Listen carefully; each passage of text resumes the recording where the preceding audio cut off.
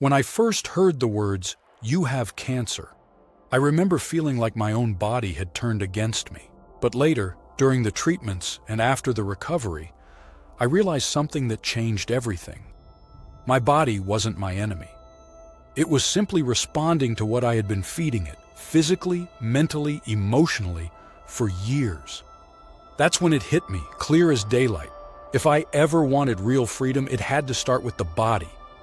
We live in a world where it's easy to talk about financial freedom, emotional freedom, even time freedom. But without physical health, none of it matters. Freedom doesn't feel like freedom when you wake up tired, bloated, foggy, and broken, even if you've checked every box on life's success list. And that's what the 4-phase freedom protocol is all about, getting your body into the best shape possible. Not from vanity, from survival, from truth. You see, for most of human history, our ancestors didn't have to get healthy. They were healthy by design, not because they had gym memberships or supplements, but because the world they lived in didn't constantly attack their health the way ours does today. Think about it. They hunted, gathered, walked, fasted, feasted, and repeated. No constant snacking, no 3 meals a day plus energy drinks. They didn't have to think about fasting. Food scarcity and movement were built into life. And guess what?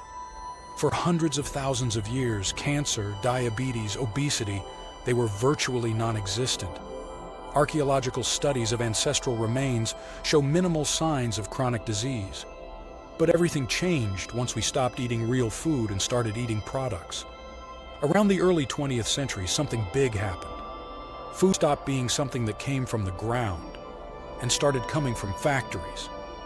Convenience became the marketing keyword, and at first it felt like progress. No more peeling, prepping, or waiting.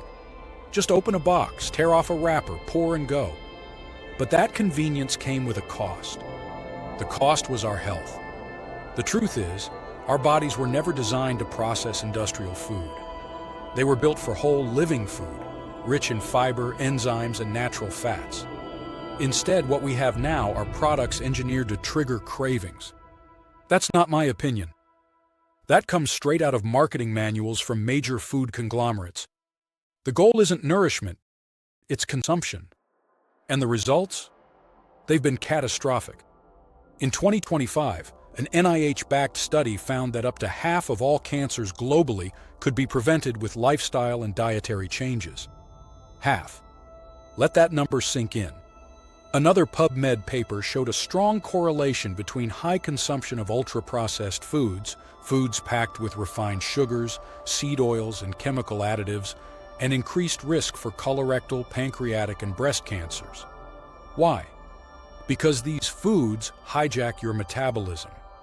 They drive insulin spikes, chronic inflammation, and oxidative stress, the 3 engines that fuel nearly every modern disease.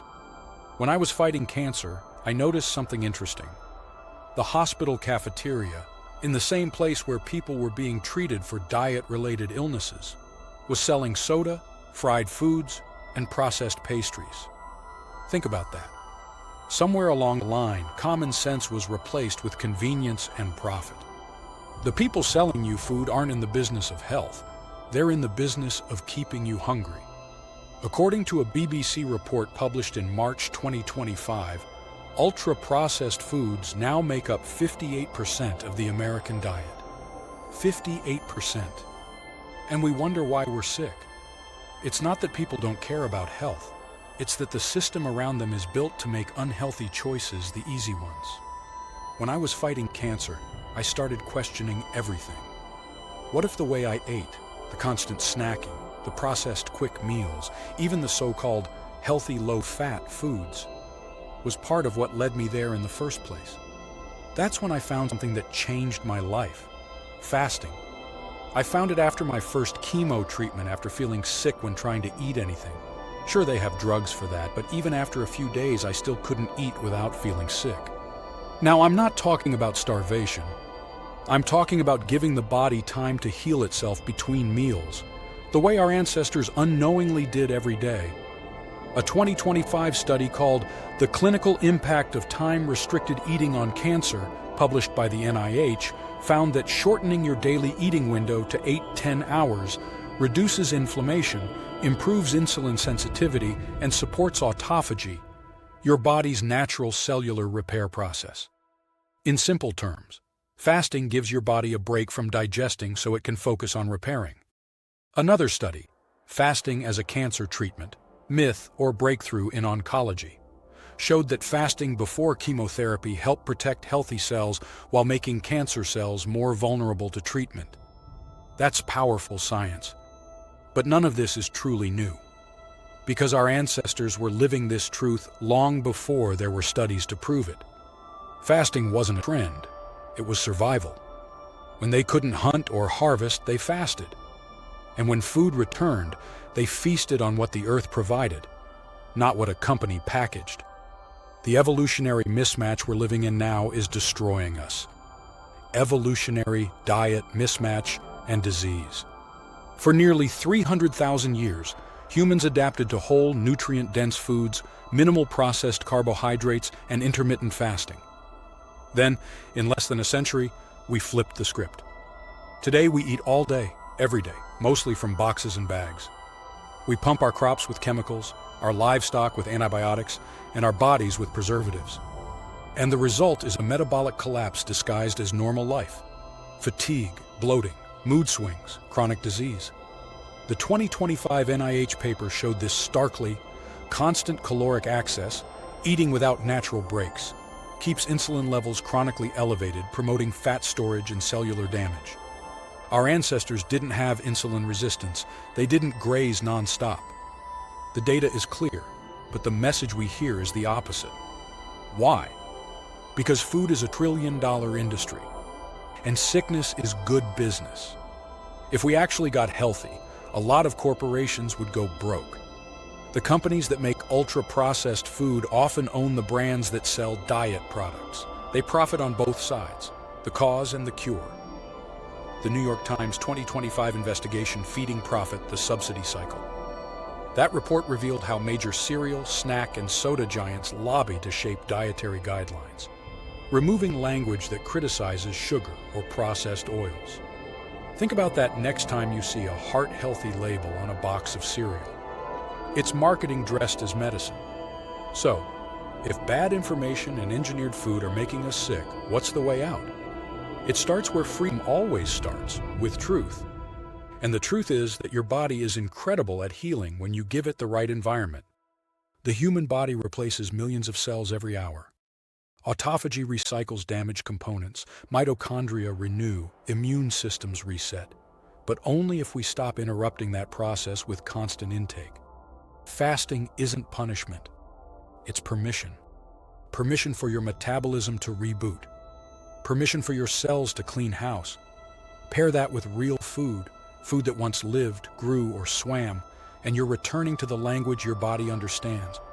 Whole vegetables, fruits, wild proteins, natural fats, clean water, sunlight, movement, sleep.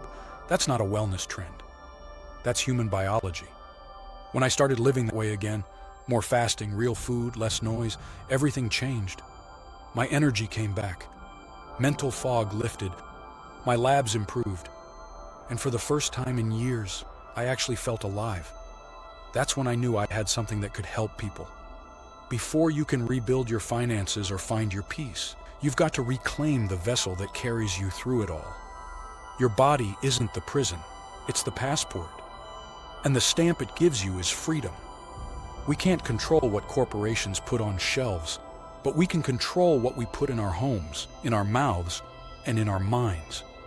We can choose to pause, to fast, to fuel ourselves with what nature made, not what marketing invented. And when we do, the body doesn't just heal. It remembers. It remembers strength. It remembers clarity. It remembers life before labels and lies. That's the power of the 4-phase freedom protocol, the physical awakening. Reclaim your body and everything else starts to follow. Because when your cells are firing, your mind starts believing. When your metabolism stabilizes, your emotions balance. And when your body feels free, your spirit finally has space to expand. If there's one thing cancer taught me, it's this: you're not broken. You're just out of rhythm with how you were designed to live. Getting back in tune isn't about doing more, it's about doing less of what breaks you. Less processed, less constant eating, less believing the lie that health is complicated. Healing is simple. Not easy, but simple. And the first step is your body. Feed it like your ancestors did. Honor it like your life depends on it, because it does. If you're ready to begin that journey, to reclaim your strength, your focus, your vitality, I'll show you how inside the 4-phase freedom protocol. Because real freedom doesn't start in your wallet or your calendar. It starts in your cells.